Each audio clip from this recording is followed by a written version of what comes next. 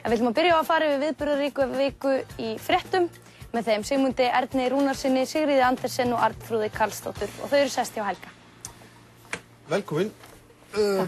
Ég ætla nú að byrja á því það er nú fara að nálgast kosningar að fara svona framboðsrúnd. Ætlar þú í framboð, Arnþrúður? Nei, takk. Ekki að gefa kost að þér? Vera útvarpsstjóri áfram bara? Ég ætla að vera útvarpsstjóri á Sögu því að það verður sko nóg að vera þar í þessum hassa sem framundan í öllum þessum framboðum. Sigríður Andersen, ætlar þú að fara gefa kost á þér í prófkjöri Sjálfstæðisflokksins sem ef við gefum okkur að verði prófkjör hérna í Reykjavík aftur? Það verður einmitt ákveðið í fyrramálið hvort það verður prófkjör og hvenær það verður. Og þá hlýtur maður að taka ákvörðun fljótlega upp úr því. En það er alltaf spennandi að taka þátt í svona slag. Þú svarar þess ekki skýrt? Nei. Ertu ekki alveg búin að ákveða þig?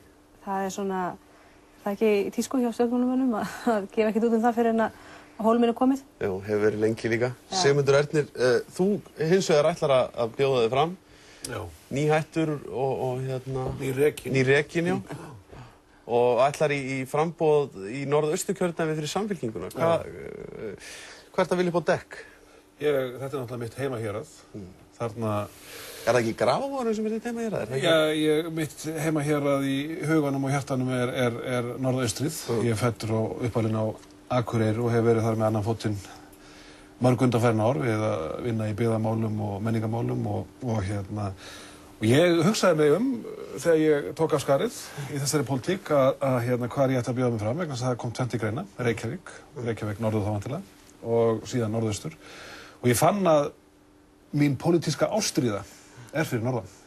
Og ef maður ætlar í pólitík þá verður ástríða að fylgja og þess vegna fer ég norður. Hver vegur að heiman er vegurinn heim eins og þú þekkir. Og af hverju er það krataflokkurinn sem verður fyrir valinu? Einhver hefði sagt giskað á Framsóknarflokkinn, þú nú verið svona skrásetjari fyrir eitt formann. Já, og það er svo sem hefði fyrir því að skrásetjarar formanna Framsóknarflokksins séu í Samfylkingunni, samanber Dagur B. Eggertsson. Nei, ég hef náttúrulega ekki verið flokksbundið fram til þessa, starfa minna vegna en fjallað pólitík af miklum þrótti og áhuga frá því ég byrjaði í fjölmiðlum fyrir bráðum 30 árum og hef verið bullandi pólitískur, en aldrei gefið mig upp í pólitík. En ég held að gildi jafnaðarmennskunnar sé það sem íslensk þjóð þarf á að halda við endurreisn samfélagsins. Ég held að hitt sé fullreynt. Ég ætla ekki að segja að þú sért komin að léttasta skeiði svona í lokin, en hins vegar er það... Það er líka til framboð fyrir aldraða, skilur við. Já, er það þetta sem er ekki búið að vera ágætis framboð af, ég leyfi mér að segja næstu því miðaldra hvítum karlmönnum á Íslandi. Já, við náttúrulega erum þeir einu sem má gera grín að í samfélaginu svo sem, en ég vil bara miðla minni reynslu og ég tel mig hafa margt fram að færa til þess að laga samfélagið. Ég á til dæmis börn í leikskóla, grunnskóla, framhaldsskóla, háskóla og hef átt barn í sérskóla. Mér hefur fundist að vera refsivert að eignast börn á Íslandi og ég vil fara í pólitík til þess að leiðrétta hlut fjölskyldna, ekki síst barnafjölskyldna, sem er sá hópur sem auðveldast hefur verið að níðast á undanliðnum árum. Ég ætla að vera í barnagæslunni og Alþingi ef ég kemst þangað inn. Ok, þá skulum við snúa okkur að svona tíðindum vikunar. Við skulum bara byrja aðeins á þessari nýju ríkisstjórn, Sigríður Andersen, sem ég ætla nú ekki eins og að spyrja þig hvað þið finnist hana, en svona hvernig finnst þér þetta hafa farið á stað hjá þeim? Þó kemst ekki hjá því að spyrja mig hvað mér finnst hana. Og eins og þetta blasir við mér og held í þjóðinni að þá er þetta stjórn sem er til 80 daga. Og markaðsettur sig svona, eða ætlaði að markaðsetja sig svona áður en hún komst á laggirnar sem stjórn sem ætlaði að fara í eitthvað mál sem væri brýn og aðkallandi til þess að takast á við þann vanda sem væri hérna í þjóðfélaginu. En ekkert af því hefur komið ennþá fram. Nú er allt í einu liggja fyrir frumvörp sem að varða stjórnkerfið og stjórnsýsluna og menn bara velta fyrir sér skipti það heimilinu í landinu máli hvaða seðlabankastjórar sitja eða hvernig á að skipa hæstaréttardómara. Það liggur ekki einu sinni fyrir að það sé einhver hæstaréttardómari að hætta næstu 80 dögum, en þetta virðast vera einhvern veginn svona aðalmáli. En er ekki líka eitthvað verið að tala um greiðsluaðlögun og gjaldþrotalög og frumvarp sem að lá fyrir löngu áður en að þessi ríkisstjórn tók við, þannig að það er ekkert nýtt í því. En af því að menn töluðu að fráfarandi stjórn eða fyrrverandi ríkisstjórn hafi verið umboðslaus. Hún hafi bara verið orðin það og það var, menn voru sammála það og féllust á það að ný ríkisstjórn myndi sækja nýtt umboð. Það gerist núna það í lok apríl. Og líka fyrir að þessi stjórn náttúrulega umboðslaus líka. Og mér finnst það í rauninni alvarlegur hlutur ef hún ætlar að fara að gera svona stórkostlegar stjórnkerfisbreytingar eins og hún virðist ætla að einbeita sér núna að næstu dagana. Arnþrúður, hvernig finnst þér þetta fara af stað? Já, það verður náttúrulega að segja eins og að þetta eru náttúrulega afskaplega fáir dagar sem að fólk hefur haft til þess að sýna hvað þeir raunverulega að fara á stað með. Það kom vissulega ákveðin svona loforðalisti frá þeim og mér finnst það líta vel út og vissulega óskar maður þess bara fyrir hönd þjóðarinnar að það myndi sem mest að því ná fram að ganga. En ég óttast mest að tími verður naumur og þau kannski sinni því ekki sem þyrfti nauðsynlega að gera. Það að leita hvar fáum við peninga. Þið verið að athuga skuldir þjóðarinnar svo gríðarlegar framundan. Eða eru orðnað það nú þegar, jafnvel, 3000 milljarðar. Sko, þetta stefnir allt í það og hvernig á að borga hlutin við þurfum að byrja á því að skera niður og það verður að gera það fullir í alvöru. Við getum raunverulega ekki sagt, við ætlum að bjarga heimilunum í landinu en við veitum bara ekkert hvað við ætlum að fá peningana. Það verður að byrja að leita að peningum og leita allra leiða til að efla atvinnulífið og ég vil náttúrulega láta þjóðnýta kvótann og fleira bara í þessu skyni. Heldur að það væri gott að nota tækifærið og þjóðnýta kvótann núna? Já, til dæmis þó var ekki nema til þess að koma í veg fyrir að kvótin færi bara bakdýraleiðin í gegnum bankana í hendur erlendar banka. Þannig að við þurfum að standa vörð um þetta og við getum líka auki veiðar og náðinn fullt að tekjum. Akkur færi ekki fólk land allt bara að veiða. Menn bara út á trillum og náði tekjum skapiði vinnu. Sigmundur Ernir, hvað finnst þér um þetta? Finnst þér að því að strax eftir bankahrunið manni eftir því að Össur Skarphéðinsson sagði það í raun og veru bara beint út í einhverju viðtali að þetta yrði eitthvað sem menn þyrfti að fara að skoða nú. Það væri hugsanlega bara að þjóðnýta kvótann. Ég man nú ekki nákvæmlega hvernig hann orðaði en einhvern veginn á þessa leið. Er þetta eitthvað sem menn ætti að fara að gera? Ég held að allt þurfa að vera upp á borðinum og meðal annars þessi möguleiki. Hvað finnst þér um hann sjálfur? Mér finnst það fyllilega komið til greina. Ég sé að sjálfsög ekki einfalda leið að þessu marki ef það sett en auðvitað náttúrulega var kvóta úthlutun og framsalið í framhaldi af því upphafi af þessari eigna tilfærslu í landinu sem nú sér fyrir endan á með skelfilegum afleiðingum og þjóðin klárlega orðin mjög þreytt og horfir reiðum öxl en vonandi að einhver leyti bjartsýn til framtíðar. En ég held að við þurfum einfaldlega bara að gera hreint fyrir okkar dyrum horfa á alla möguleika í stöðinni meðal annars þennan. Þú ert strax farin að ljúga eins og pólitíkur. Ég get sett upp En hérna, hvað með þessa umræðu seðlabankastjórana sem Sigríður Andersen var að tala? Þetta eiginlega hálf hlægilegt að fylgjast með þessu. Þeim sendt eitthvað bréf og þeir taka sér einhverja daga til að svara. Nú skilst mér að 2 af 3 sem séu búin að svara en svarið liggur hins vegar ekki fyrir.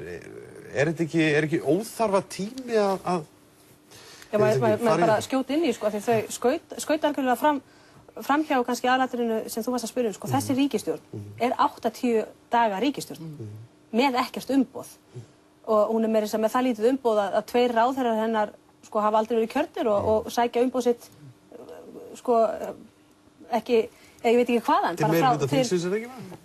Já, með einhvers konar hækju Framsóknarflokksins. Og þannig að mér finnst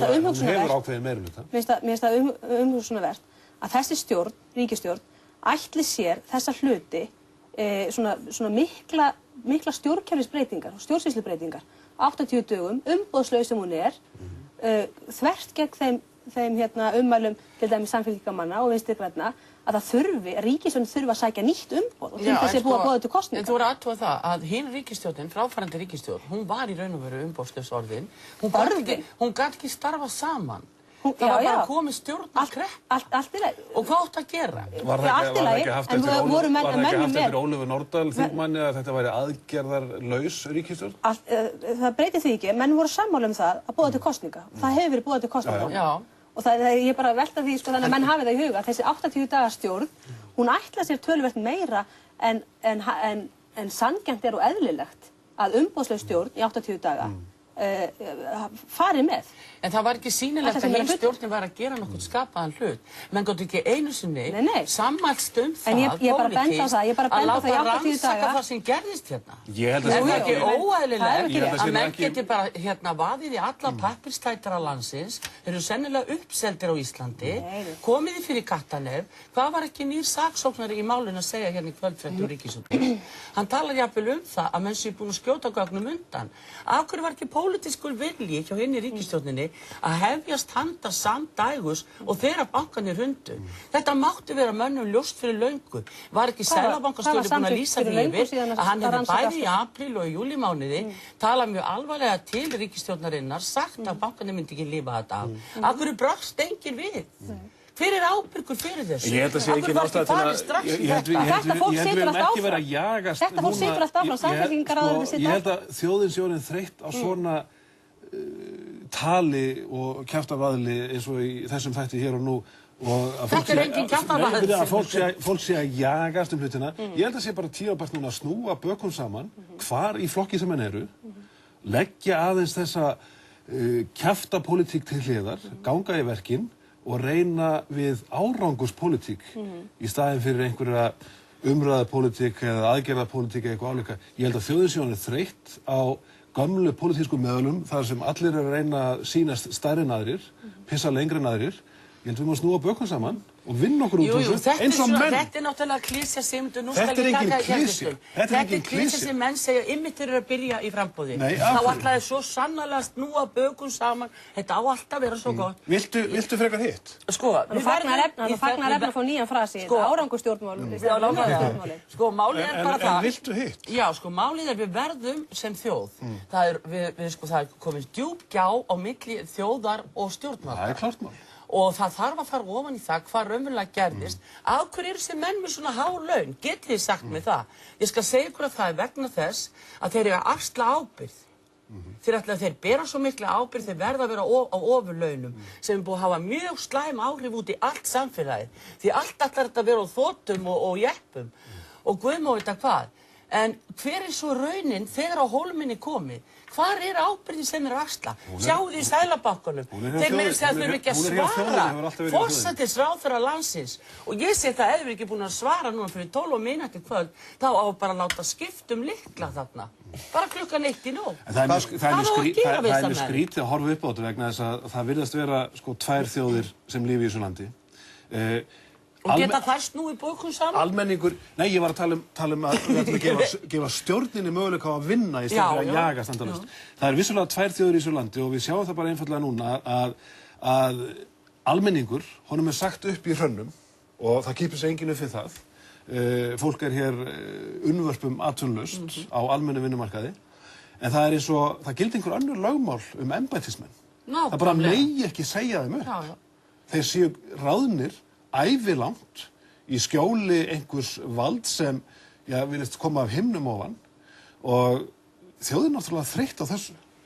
Ég var rekin og mín kona á sömu sekúndunni vegna einhverja skipulagsbreytinga. Er ekki verið að gera einhverja skipulagsbreytingar í Seðlabankanum? Af hverju má það ekki reka þá? Hvað finnst þér um þetta, Sigríður, með þetta með Seðlabankastjórana? Finnst þér óeðlilegt að ný ríkisstjórn ákveði að gera þessar breytingar og þar af leiðandi láta það fara, gefa þeim tækifæri til þess að hætta eða hvernig sé það? Ég held við þurfum á skipulagsbreytingum að halda. Ég má tjá mig um þetta. Þetta eru breytingar sem menn hafa núna lagt fram lagafrumvarpum. Og það lagafrumvarp er náttúrulega mjög athyglisvert í alla staði, ekki bara um þetta atriði, heldur ýmsa aðra þætti. Ég tel það mjög óeðlilegt að þessi ríkisstjórn gerir það. 80 daga ríkisstjórnin sem er umboðslaus sem ég er búin að reifa hér, af því það liggur fyrir að það er að koma ný ríkisstjórn í maí. Og ég spyr, hvað liggur svona á að koma endilega Seðlabankastjóranum út? Hvar er til dæmis stefnumörkun þessara ríkisstjórnar? Hvaða hugmyndir hefur hún peningamálastjórnun? Það kemur ekkert fram í þessu frumvarpi. Heldur þvert á móti er sett inn ákvæði í þetta frumvarp sem að býr til einhverja nýja peningastefnu nefnd sem að starfa innan Seðlabankans og enginn á að vera ábyrgur fyrir henni nema einhver hugsanlega nýr seðlabankastjóri. En finnst þér óeðlilegt að þeir séu látnir víkja þessi seðlabankastjóri? Þessi hugmyndafræði, hún stangast náttúrulega algjörlega síðan á við restin af lögum Seðlabanka sem segir það að það er ríkisstjórnin sem ber ábyrgð á peningamálastefnunni og peningamálastjórninni og hvaða stefnir ekki hvort það er verðbólgumarkmið eða eitthvað önnur markmið sem bankinn er rekinn eftir. Þetta til dæmis, svo er verið að greinilega handstýra eitthvað kröfum nýjan seðlabankastjóra. Hann þarf að vera með meistaragráðu í hagfræði og maður spyr, er það MA-próf eða MS-próf eða má það vera heilsuhagfræði eða skipulagshagfræði eða hvað þýðir þetta? Þetta er bara eitthvað svona óskiljanlegt. Já, myndir þú ráða yfirlækni sem væri ekki með læknispróf? Þetta er allt eitthvað feluleikur. Já, þetta er náttúrulega klárlega til þessi eins. Spurningin er náttúrulega einfaldlega þessi. Er ekki tímabært að hætta að hafa stjórnmálamenn? Jú, býtu nú, má ég svara Seðlabankann? Má ég svara minni? Ég held að þjóðin standi einfaldlega fram með þessari einföldu spurningu. Hún er orðin þreytt á að hafa stjórnmálamenn í þessum störfum, punktur. Já. Og þess vegna er hún með 2 hagfræðinga með mikla reynslu, áratuga reynslu í stjórn Seðlabankans. Og það er svoleiðis veiða þeirra starfsheiðri og maður mætti nú kalla þetta jaðrar auðvitað við einelti. Ef það er það ekki bara einelti. Það eru 2 hagfræðingar. Af hverju er það einelti þegar við erum að tala um embættismenn en þegar almenningur í landinu er rekinn, þá er það bara samsagt? Má ég aðeins, varðandi Seðlabankann í heild, þá hefur það verið mín skoðun í mörg ár að það þurfi að endurskoða skipulag Seðlabankans, ekki samt sérstaklega endilega með tillit þess hverjir sitja fyrir stjórnana, en það þarf að gera það í heild og með hliðsjón af þeirri peningamálastjórn og peningamálastefnu sem við ætlum að reka hér og við teljum hagkvæma fyrir þjóðina. Ég tel, og mér hefur nú heyrst að vera svona þverpólitísk sátt um það til dæmis, að hér þurfum við að fara rækileg skoðun á gjaldmiðlamálum hér. Hvort við ætlum að halda krónuna áfram eða ekki. Það mál er snýst auðvitað peningamálastjórn og peningamálastefnu Seðlabankans. Það ætla að fara að hræra upp í Seðlabankanum núna án þess að taka, án þess að víkja svo miklu sem einu orði að þessar stefnumótun. Það er algjör mistök. Það væri hægt að taka upp í fyrri ríkisstjórn. Einhver ákvörðun varðandi gjaldmiðilsmálið. Nei, það var bara ESB-umræðan. Ég er nú að tala um miklu víðtækara en bara ESB-umræðu.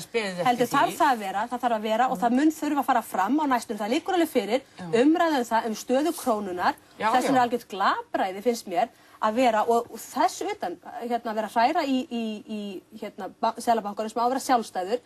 Fyrir utan það. Nei, ég ætla bara að bæta einu við vegna þess að menn tala um mikilvægi sjálfstæði Seðlabankans hér og það er alveg rétt. Erlendir aðilar, þeir aðilar sem framkvæma lánshæfismat bæði fyrir Íslenska ríki og Íslenska banka, þeir hafa litið á þetta undanförnum árum. Er bankinn sjálfstæður? Er fjármálaeftirlitið sjálfstæður í störfum sínum? Þessi aðgerð núna, það verður spurt um það aftur eftir viku, erlendir aðilar, það kemur bara í ljós að þetta er ekkert sjálfstætt. Fólk fer út á þessar stofnun ekki sjálfstæðar. Fólk lemur í potta á pönnu hérna á Austurvelli, þá er breytt. Við skulum ekki gleyma hvað við erum að tala. Við skulum ekki gleyma því frammi fyrir hverju þjóðin stendur. Það fóru hér 3 bankar á hausinn og með tilheyrandi afleiðingum. Hver er Seðlabankastjóri sem er yfirmaður þessara stofnana? Þegar hann ber ekki ábyrgð á bönkunum. Heldur þú að hann hafi ekki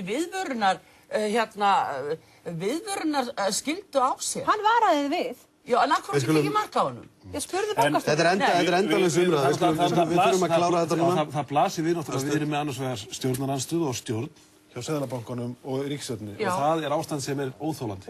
Þetta er ágætisloka. Við skulum láta þessu loki. Ég óska ykkur góðrar helgar. Við náttúrulega klárum ekki þessa umræðu hér frekar. En við skiptum lykla þarna klukkan 1.